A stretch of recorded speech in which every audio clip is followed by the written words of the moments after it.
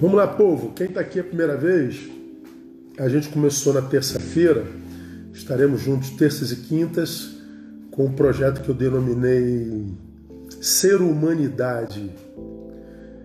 Diálogos sobre vida com o pastor Neil Barreto. Ser Humanidade como sendo o produto da espiritualidade. Se a gente vive uma verdadeira espiritualidade, o que é que essa espiritualidade gera em nós, para além de definir a nossa eternidade? Gera em nós a restauração da nossa ser humanidade. A gente passa a ser gente como gente tem que ser, restaura a nossa condição humana que foi deformada no Éden, quando da nossa queda lá no pecado. Quando o pecado entrou no mundo, o que ela deformou sobretudo foi a nossa humanidade. E quando Jesus vem, ele faz uma obra completa. Ele não só restaura a nossa comunhão com o Pai e o nosso destino eterno, mas também e sobretudo ele restaura a nossa humanidade. Então, quem vive verdadeira espiritualidade tem dentro de si o ser humano restaurado. Então, restaura a sua ser humanidade. E aí nós começamos na terça-feira passada falando sobre o primeiro assunto, que foi perdão. Uma recapitulação assim bem rápida, né? A gente entende que no pecado nós vivemos uma ruptura ampla, total e restrita. Como nós falamos lá, ruptura teológica entre o homem e Deus, ruptura sociológica entre o homem, entre o ser humano e o ser humano, a mulher que tu me deste, ou seja, o outro passa a ser a causa da minha desgraça, a ruptura psicológica, porque eu perco a capacidade de reconhecer meus erros, então eu acuso o meu semelhante, e a ruptura ecológica, que é quando Deus nos afastou e nos expulsou do Éden, porque agora a gente perde a condição de jardineiro, de quem cuida do jardim, cuida do planeta, e a gente passa a destruí-lo.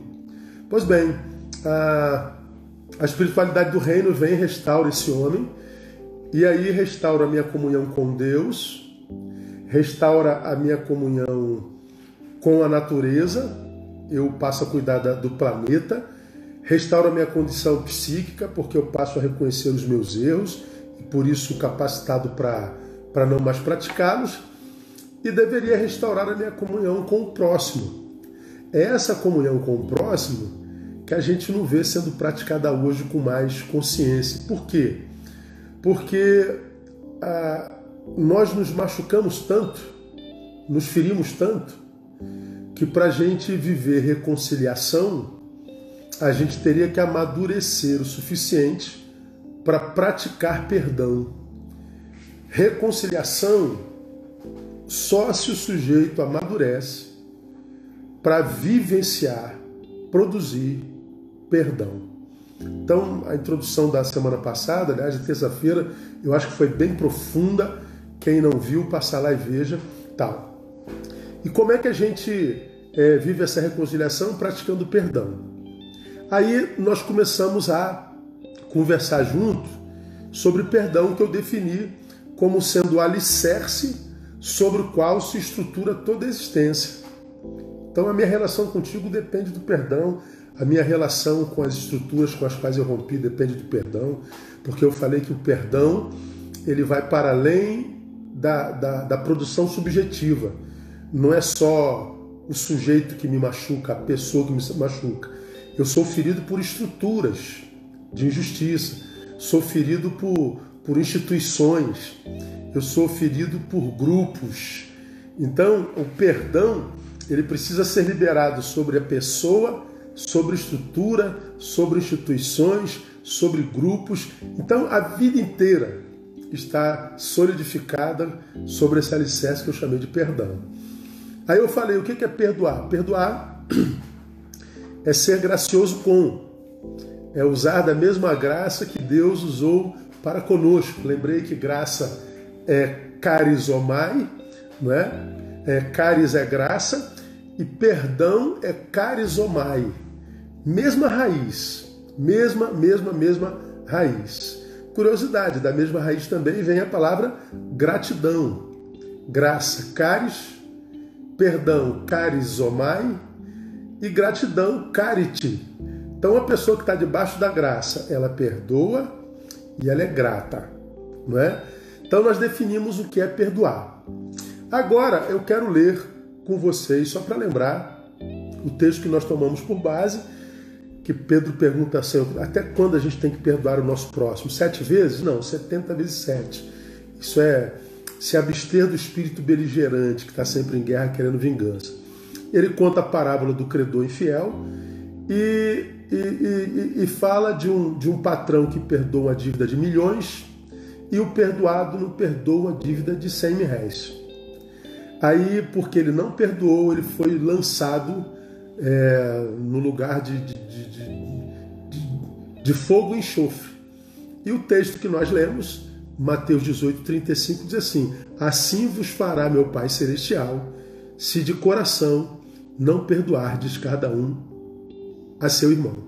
Então o perdão, ele não tem só sequelas humanas e afetivas, ela tem sequelas espirituais graves.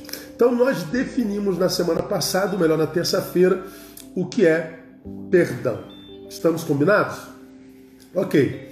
Hoje a gente volta e a gente vai conversar primeiro sobre por que é preciso perdoar. Por quê? O que é perdão eu já aprendi, a palavra me ensina a respeito do perdão. Então, por que eu e você precisamos? Por que o perdão não está entre as sugestões da palavra? Pelo contrário, é uma ordem. Como nós falamos na semana passada, não é uma questão de vontade, é uma questão de amor próprio, é um mandamento de Deus. Por que perdoar é uma necessidade? Por que eu preciso perdoar? Primeiro, porque não fazê-lo, segundo a palavra, é alimentar aquele que me quer matar, roubar e destruir. Quando eu não perdoo, eu alimento aquele que me quer matar, roubar e destruir. Quem é, usando de analogia a palavra, diz ser aquele que mata, rouba e destrói? É o diabo. Olha o que diz Efésios 6, 11 e 12. Pra você ter uma ideia. Revesti-vos de toda a armadura de Deus, para poderdes permanecer firmes contra as ciladas do diabo.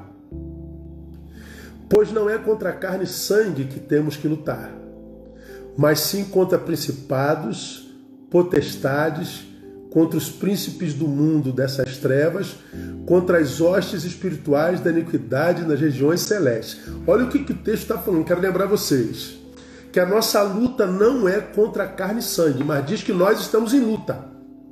E diz que essa luta é de cunho espiritual, contra o diabo e suas ciladas.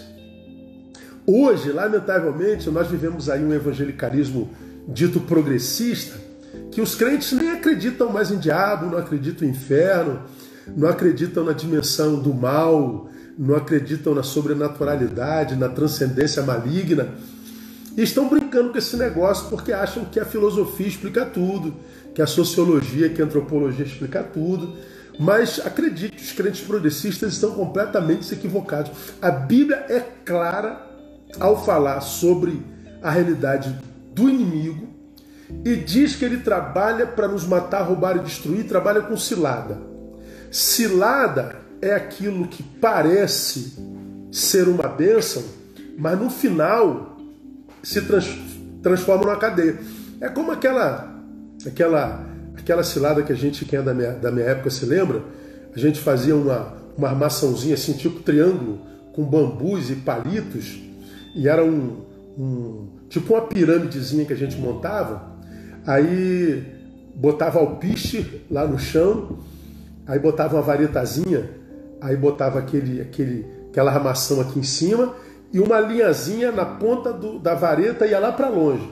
O passarinho vinha, vendo aquele punhado de alpiste, imaginando que foi uma alma generosa que lhe proporcionou aquela bênção.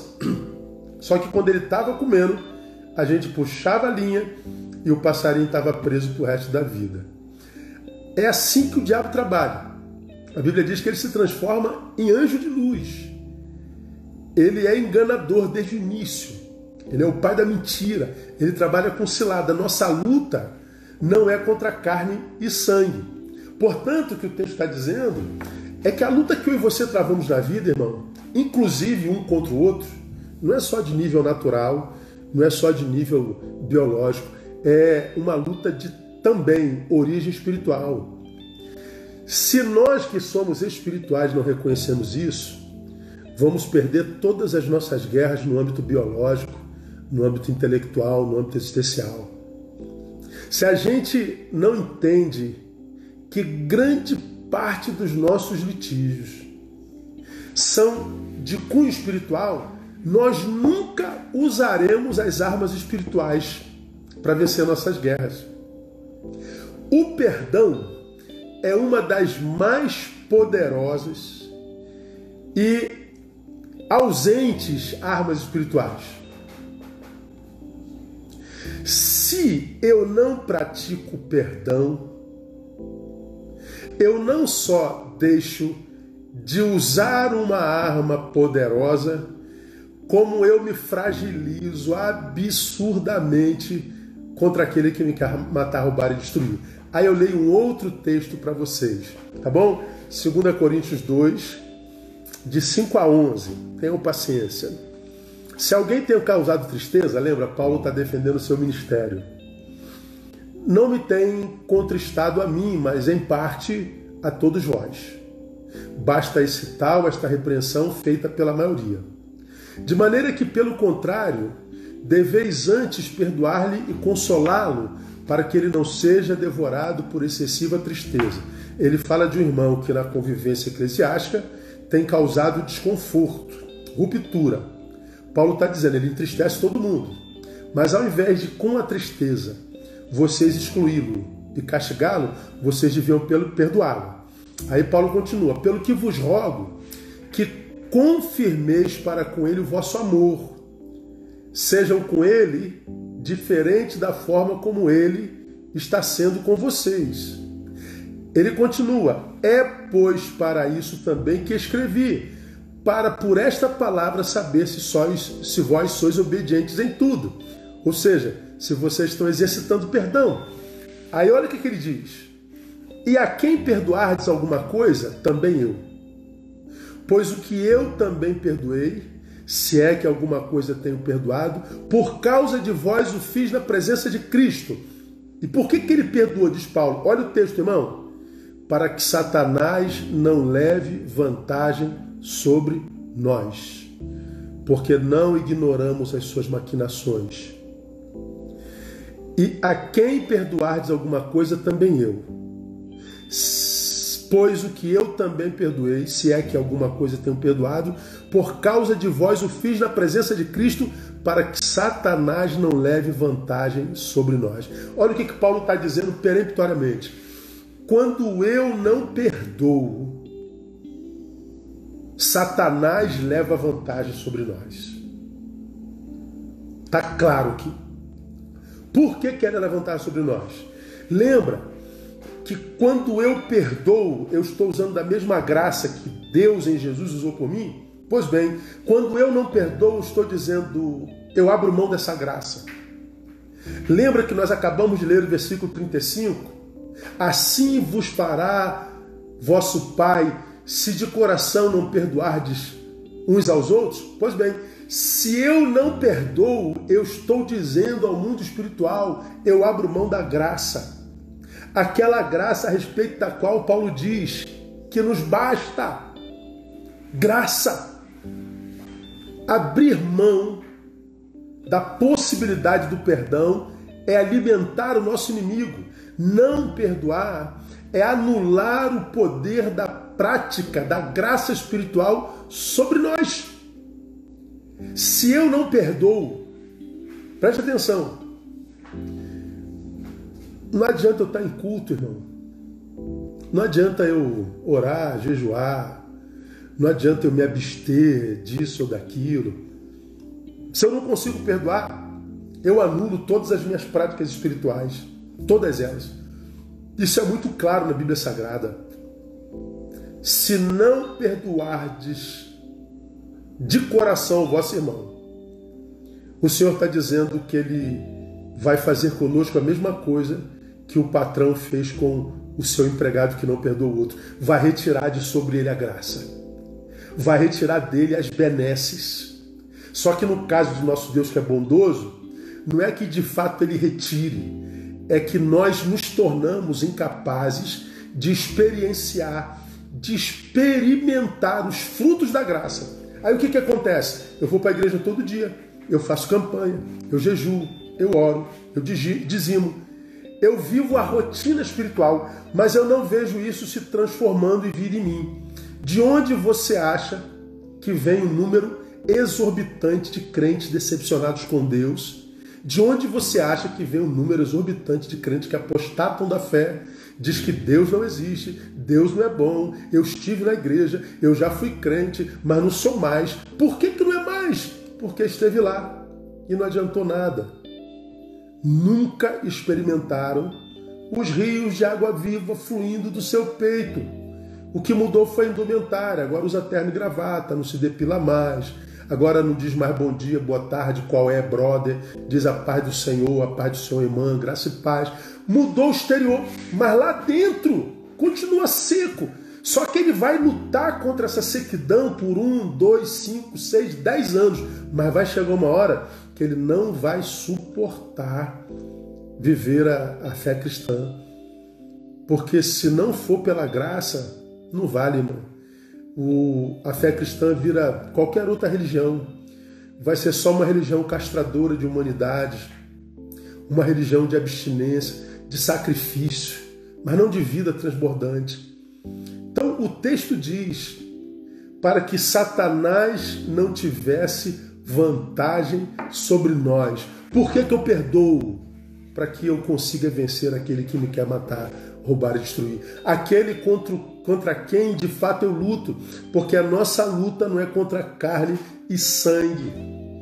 Quem propõe essa luta é o diabo.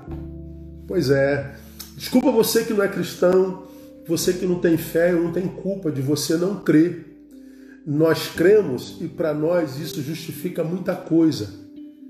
Porque a gente vê muita gente sem fé tentando justificar o perdão através só da filosofia, da psicanálise, da psicologia.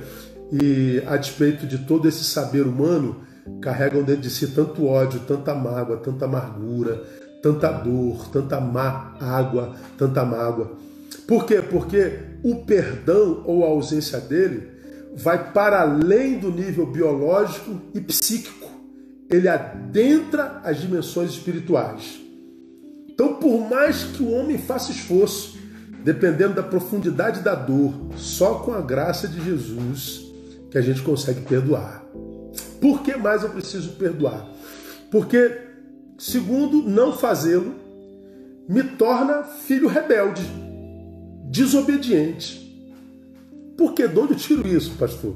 De onde você tira isso? Eu vou ler de novo Mateus 18, 21 e 22. Aproximando-se dele, Pedro perguntou, Senhor, até quantas vezes pecará meu irmão contra mim eu hei de perdoar? Até 7? Jesus diz, não. Eu não te digo que até 7, mas até 70 vezes 7. Bom, o texto não tem a ver com número. A questão aqui não é matemática. O texto tem a ver com um espírito livre de beligerância. Esse texto tem a ver com que espírito eu e você caminharemos pela terra. Vamos caminhar apedrejando quem nos apedreja, vamos caminhar agredindo quem nos agride, vamos caminhar gerando dor em quem gera dor na gente, ou a gente vai caminhar pela terra diferente desses que passam pela terra espiziando e gerando dor na vida de todo mundo. O que Jesus está dizendo para Pedro, Pedro, não é que você vai perdoar 490 vezes. Então você perdoa até 480 vezes. Quando chegar a 490, tu arrebenta a cara dele. Não é disso. O Senhor está dizendo, Pedro, livre-se dessa necessidade de estar em guerra o tempo inteiro. Não se transforme na imagem e semelhança do seu algoz. Pois é, aqui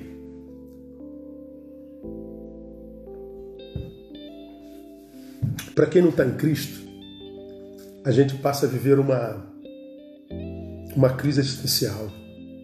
Pô, pastor, mas aí as pessoas vão zombar de nós, as pessoas vão montar nas nossas costas, vão abusar da nossa bondade. Não é boa não, irmão. A Bíblia diz que quando a gente faz o bem, mesmo para quem fez mal na gente, a gente amontoa brasas vivas sobre a cabeça deles. Lembra desse texto? O que é amontoar brasa viva, irmão? É queimar a consciência. A pessoa te faz mal, você faz bem. A pessoa te faz mal, você faz bem. A pessoa te faz mal e você não devolve. Chega uma hora que a consciência dela diz, meu Deus, o que eu estou fazendo? Que vergonha. Ele se constrange.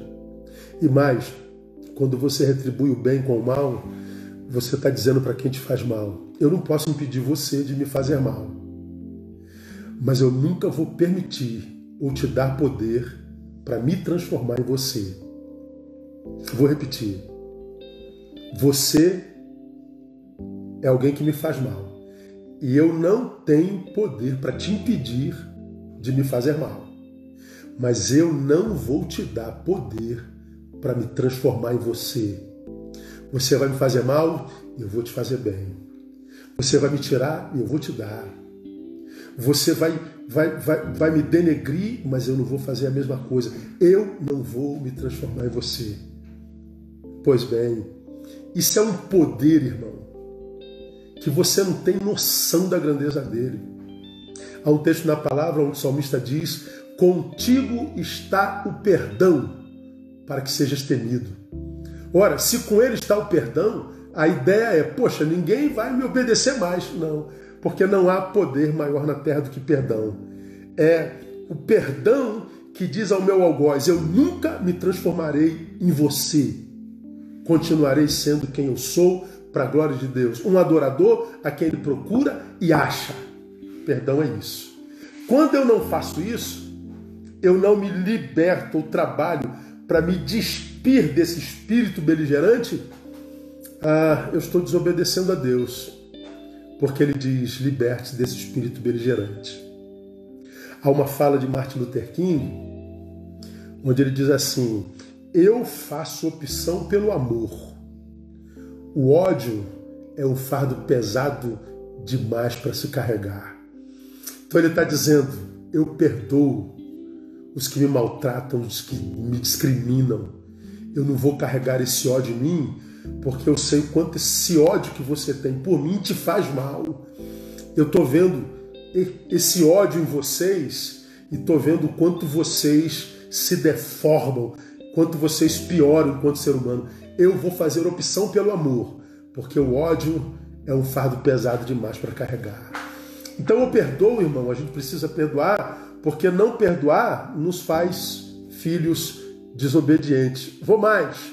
Por que eu preciso perdoar?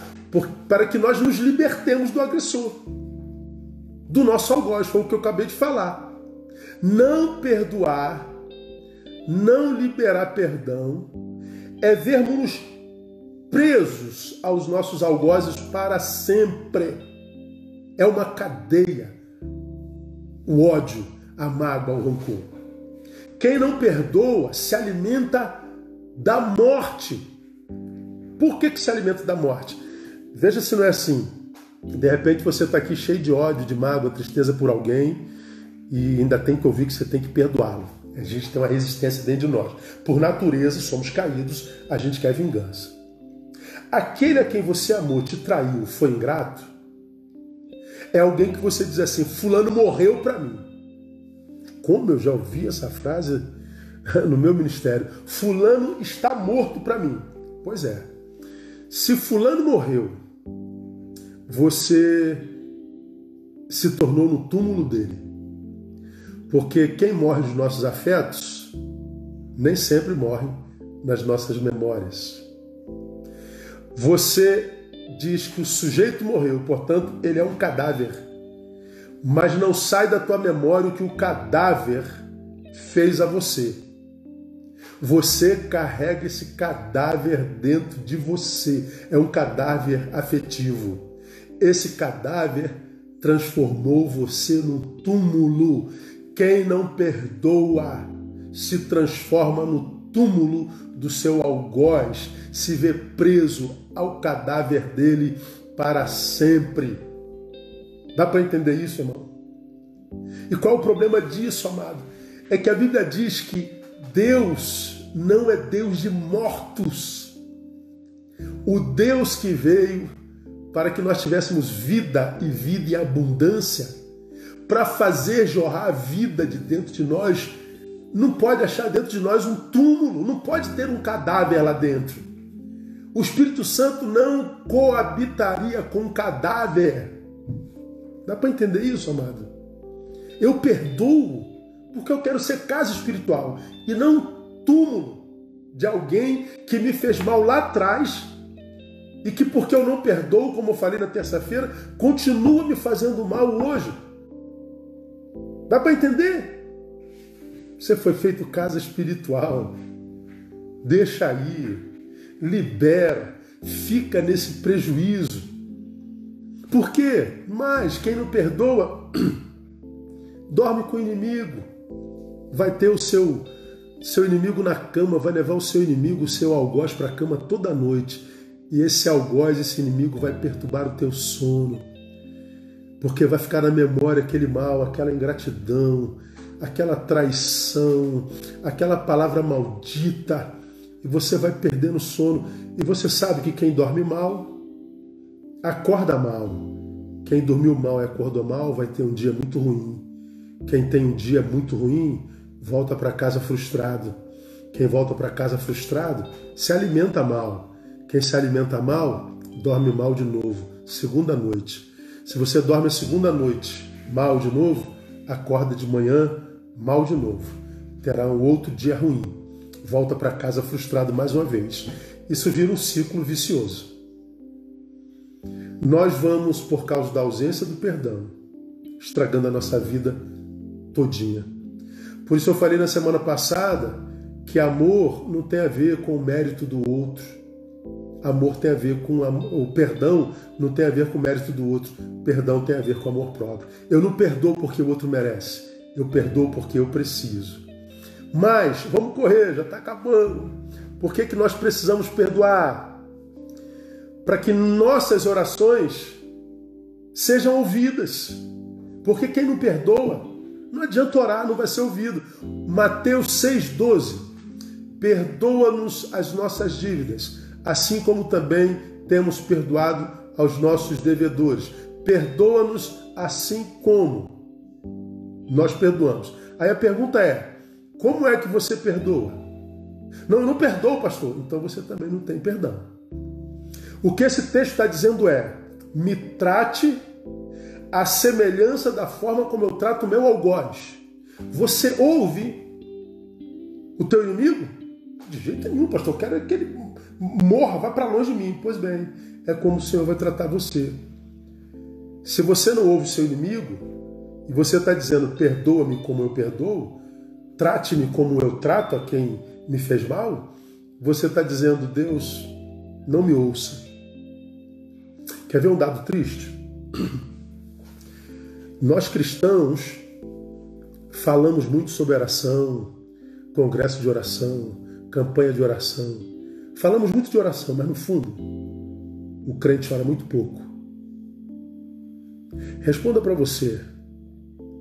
Você tem uma vida de oração pessoal, subjetiva, como deveria ter? Fala a verdade. Ou você tem coragem de admitir, pastor, eu precisaria orar muito mais. Eu falho na minha vida de oração. Pois é, a maioria dos crentes é assim. Mas por que a gente fala de oração e não ora? Eu explico para você. Porque houve um tempo que nós oramos e não tivemos experiência na oração. Quem ora e não tem experiência de oração, para de orar. Só que não sabe que parou de orar porque faltou experiência. E por que a gente não tem experiência na oração? A gente fala, parece que Deus não ouve. Parece que Deus está icebergizado na nossa frente. Parece que Ele não se importa. Parece que Ele não vê. Parece que Ele não está nem aí pra gente. A gente sabe que não é verdade. Mas parece. Por que a gente não tem resposta de oração? Por várias razões. Uma delas é a ausência de perdão, irmão. Perdoa-me como eu perdoo. Como é que você perdoa? Como você trata aquele a quem você quer perdoar? Eu quero distância, eu não falo mais com ele, eu não quero mais perto de mim. Pois bem, se você não perdoa, é o que você está dizendo, quer Deus faça com você. E não é isso que você quer que Deus faça com você. Eu e você queremos, irmãos, entrar no quarto e saber que Deus está lá dizendo: seja bem-vindo, meu filho. Eu já estava aqui te esperando para ouvir as tuas súplicas. Mas se não houver, irmão, a prática do perdão, a gente perde tempo mesmo. Entendeu por que é necessário perdoar? Por que eu preciso? Então nós já aprendemos o que é perdão e por que nós devemos perdoar. Terceiro, por que é tão difícil perdoar? Pastor, é muito difícil, pastor. Se você ver os comentários, pastor, eu sei disso, mas é difícil demais. Pois é, lembrando que eu falei na terça-feira. O que eu chamo de difícil não é impossível. Quando eu digo é muito difícil, ao mesmo tempo eu estou dizendo é possível. Ok? Então vai lá e tenta. Por que é tão difícil? Primeiro, porque é exatamente pelo oposto da graça. Ele não merece. A graça me veio não porque eu merecesse, nem você, mas porque ele tem um coração gracioso. Nós somos caídos e precisamos fazer com o outro o mesmo que ele fez conosco. Então, para a gente fazer com o outro o que ele fez conosco, só se nós mergulharmos nessa graça. Então, por que é difícil? É porque nós somos seres caídos. Nós não merecíamos e Deus perdoou. Ele está dizendo, nós devemos fazer o mesmo. Por que a gente não faz? Eu respondo para você, ego. O nosso problema é egóico. Nosso problema é o ego. Perdoar ou não perdoar hoje é um problema do ego. Você diz, eu vou ficar no prejuízo? Ele disse isso, eu não vou fazer nada? Ele me apunhalou pelas costas e eu vou ficar quietinho? Ele me fez esse mal e só quer que eu ainda perdoe? Não, eu não. Muda nada na minha vida se você perdoa, não. Quem está dizendo que você tem que perdoar é Deus, porque Ele te ama. Ele sofre com o teu sofrimento. Aí o perdão não tem mais a ver com o objeto que precisa ser perdoado. Tem a ver com o ego. A luta do perdão ou do perdoar é entre você e o teu si mesmo. Entende porque Jesus diz lá no início, se alguém quer vir após mim, negue-se a si mesmo. Esse si mesmo é o ego. O ego é uma voz contrária ao Espírito Santo quando o assunto é perder, quando o assunto é perdoar, quando o assunto é ceder, quando o assunto é doar. O ego trabalha contra o Espírito Santo para que um não faça a vontade do outro. Paulo diz isso claramente no livro de Gálatas. Então, se você não consegue perdoar e acha difícil, saiba que é por causa do teu ego.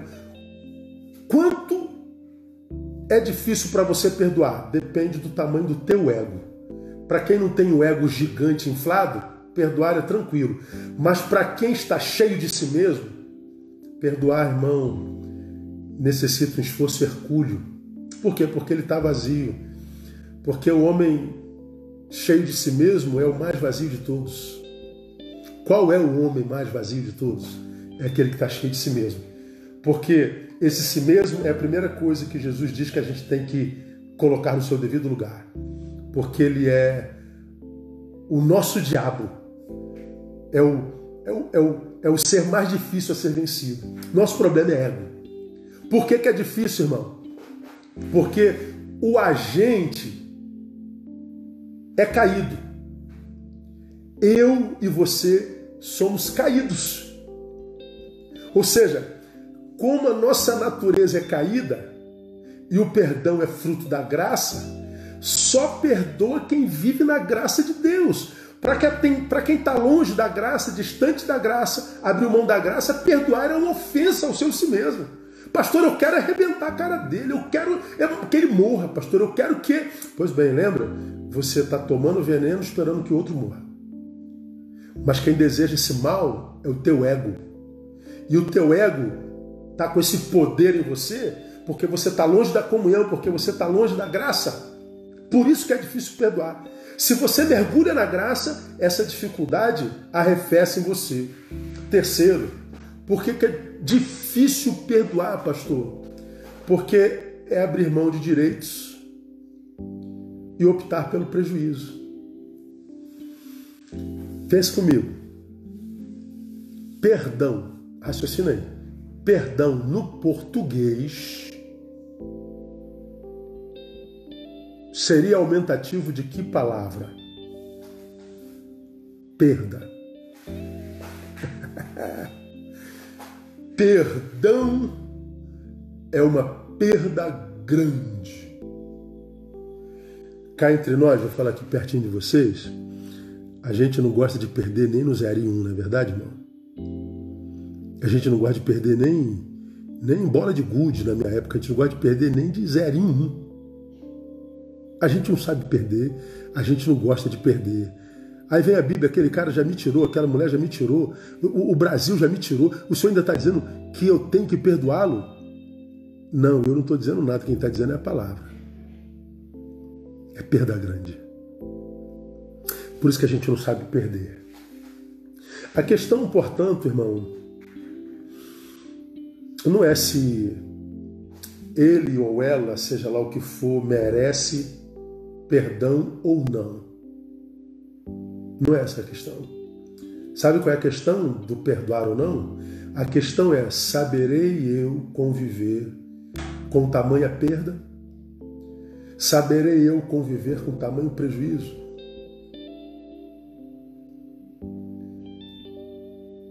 Eu vou conseguir, pastor, deixar isso para lá mesmo? Falei, pois é, essa é a questão de cada um, na verdade. O problema somos nós e não o nosso agressor. Porque o mal que ele nos fez já foi feito, já é história, já é passado. Ele já está vivendo a vida dele, ela já foi para outro país, já reconstruiu a vida, a história já passou. É você que está aí se remoendo. É você que está aí morrendo gradativamente, cometendo o que eu chamo de um suicídio processual. Vai morrendo devagarinho porque o ego não deixa você perdoar. Você não amadureceu o suficientemente para perder. E nesse tempo, irmão, sobretudo nesse assunto, ganha quem sabe perder. Quem não sabe perder vai ficar pelo caminho. Grava isso. Perdão é difícil porque é uma perda grande. E mais, por que é difícil, irmão? Por que é complicado? Porque nós fazemos de nós mesmos uma análise muito superestimada, muito superlativa.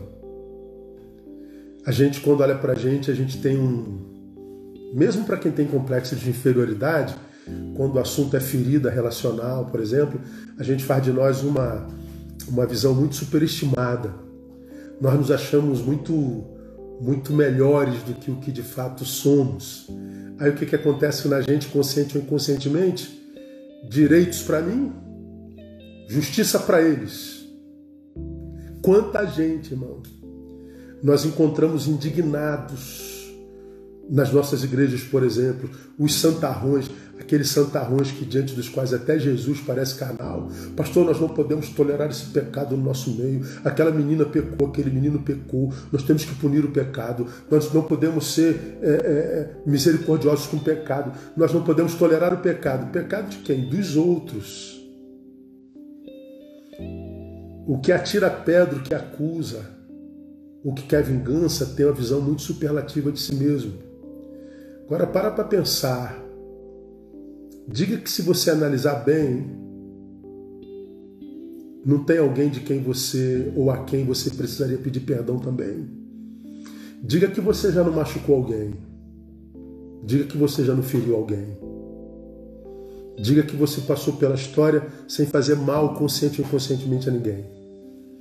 Eu conto a experiência aqui rapidinho. Nós temos 10 minutos.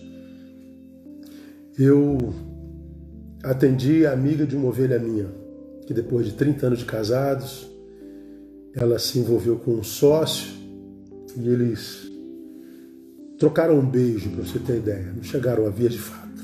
Bom, aconteceu, né? Um beijo aconteceu. O marido, quando descobre, ele fica indignado, ele agride a mulher, põe ela para fora e foi um show de horrores. Eu sempre dei tudo para essa mulher e ele dizendo que foi o marido que foi, aquilo tudo, ela é isso, ela é aquilo tal. E ela amava demais o marido, foi um momento de fraqueza, foi uma casca de banana. Bom, me pedem para atendê-la, eu atendo, eu ouço seu coração, eu vejo sinceridade no coração dela e eu atendo o marido dela. E ele vem com o mesmo discurso, porque aquela mulher me traiu, é isso, é aquilo, é não sei o que, ela xingou a mulher de tudo tal. Eu estou vindo porque essa mulher não falta nada, dei tudo, essa mulher tem luxo, essa mulher tem tudo que ela quiser, nunca neguei nada, marido presente, ajudei a criar nossos filhos, nunca faltei. E ele está falando, depois que ele falou, eu fiz uma pergunta para ele. Brother, você já traiu a sua mulher alguma vez? Quando eu perguntei se ele já traiu, ele brecou, demorou a responder. A resposta foi exatamente assim: pô, pastor, sabe como é que é? Eu sou homem e tal. Não. Então você já traiu já. Eu falei, então, sabe por que você está sofrendo? Porque você descobriu que a sua mulher é igual a você. O que você não suporta não é o pecado da sua mulher. O que você não suporta é se enxergar nela agora. O problema de vocês não é o pecado da sua mulher, é a sua hipocrisia. Se o seu casamento acabar, não acabou porque a sua mulher lhe traiu. Acabou porque na sua hipocrisia você não conseguiu perdoar. Dureza, né, irmão? Graças a Deus o casamento está firme até hoje. Eu não sei como você ouve isso aí, não sei como você recebe isso aí, e eu espero que o Espírito Santo te ilumine para que você ouça da forma como eu gostaria que você ouvisse. Que você conseguisse perdoar ou conseguisse se perdoar. Porque o perdão é o alicerce sobre o qual se estrutura toda a nossa existência. Para a gente terminar, mitos sobre o perdão. Alguns mitos sobre o perdão. Primeiro, quem perdoa esquece. Não. Isso é jargão popular. Quem esquece é o que tem amnésia. Amnésia é uma doença. Quem perdoa não esquece. Quem perdoa lembra sem dor, como cicatriz. Eu tenho uma cicatriz aqui no cantinho, ó. Eu tenho várias, né? Isso aqui é uma delas. Teve um corte, deixei uma xícara cair, tentei segurar, ela bateu na pia, ela quebrou e entrou no meu punho. Sangue voou até o teto. Cirurgia, tal, aquela coisa toda, muita dor. Hoje está aqui, eu me lembro exatamente do acidente. A cicatriz me faz lembrar do acidente, só que não dói mais. Quem perdoa esquece, não esquece não, irmão. Lembra sem dor. Agora, por que alguns acreditam que quem perdoa esquece? Por causa de Hebreus 8:12. Onde nós vemos o Senhor dizendo assim, ó: porque serei misericordioso para com as suas iniquidades, e de seus pecados não me lembrarei mais. Porque serei misericordioso para com suas iniquidades, e de seus pecados não me lembrarei mais. Tá vendo? Deus perdoa os nossos pecados e diz que porque perdoa não se lembra mais. Pois é, só que Deus, Ele apaga os nossos pecados. Ele tem poder de apagar os pecados. Ele apaga e não lembra mais. Nós não temos poder de apagar o pecado de ninguém. Então, na graça, a gente lembra sem dor. Ah, se você ainda lembra disso, você não me perdoou. Perdoei sim. Só que eu não estou doente, eu não tenho amnésia. Não dói mais. Então fique em paz, você que está perdoado, diga para ele e para ela. Segundo mito, quem perdoa volta a confiar. Não. Perdoar tem a ver com a eliminação do poder do passado sobre nós. Quando eu perdoo, eu resolvi uma questão do passado. Confiar tem a ver com a construção do futuro. E eu não quero construir no futuro quem eu sei pode me trair. Dá para entender isso? Está perdoado, irmão. O poder do passado está anulado na minha vida e na tua. Acabou. Eu só não quero mais reconstruir um futuro com você. É um direito meu, é um direito seu. Então não se culpa, porque a tua melhor amiga, o teu melhor amigo te deu a pior de todas as rasteiras, te fez o pior de todos os males, e você perdoou, lembra, não dói mais, mas você não quer mais andar junto. Acabou. Portanto, nem sempre quem perdoa reconstrói a intimidade. Pode ser que reconstrua? Pode. Claro que pode. Onde abunda o pecado, superabunda a graça, né? Então você pode voltar a confiar totalmente, mas não é regra. Porque a gente não consegue apagar pecados. Então, amados, nós vamos ficar por aqui. Esse assunto ele é muito extenso, fundamental para a existência humana. E a minha esperança com esses diálogos de vida é que, depois desses diálogos,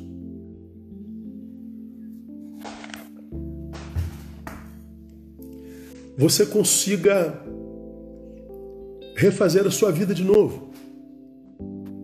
A minha esperança é que, durante esses diálogos, você possa reconstruir algo que esteja caído aí. Eu refiz os comentários. A minha esperança é que você consiga praticar perdão, lembrando, não muda a minha vida se você perdoa, não.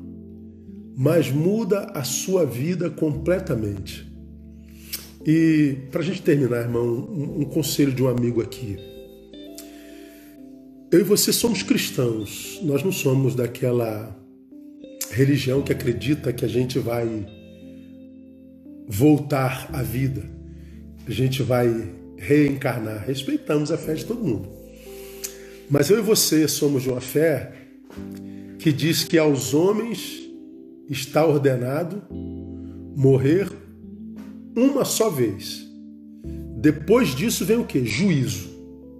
Nós só temos uma vida para viver, nós só temos uma vida para ser felizes. Nós não temos outra chance. Por isso Jesus veio. Não há outra vida, eu e você sabemos disso. Então, se você só tem uma vida para viver, não abra mão da vida por causa dessa mágoa, desse rancor, por causa desse ódio. Fica no prejuízo, por amor próprio. Pratique o perdão, mas liberte-se daquele que tem transformado você num túmulo, daquele que tem perturbado o teu sono, daquele que tem impedido de que os rios de água viva de Deus jorrem de dentro de você. Tá bom, meu querido? Deus abençoe você e que te dê graça para que, mesmo com muito esforço, você consiga praticar tudo isso que a gente extraiu da palavra de Deus hoje. Amém? Quero muito que você compartilhe essa palavra com quantas pessoas você puder. Indique nosso Instagram, nosso canal. E lembrando para você que essa palavra, a partir de amanhã cedo, já estará no nosso canal. Tá bom? Então eu termino aqui. Ela vai aparecer no meu canal lá para as 3, 4 horas da manhã, porque leva tempo até baixar, fazer as tratativas, os tratamentos no vídeo total, tá bom? Voltamos na próxima terça-feira, um tema muito legal, mas eu divulgo para vocês mais lá para frente, esperando que essa palavra possa gerar vida na vida de cada um de vocês. Amém? Deus abençoe vocês, boa noite e que a graça de Jesus seja sobre a vida de todos vocês. Um abraço.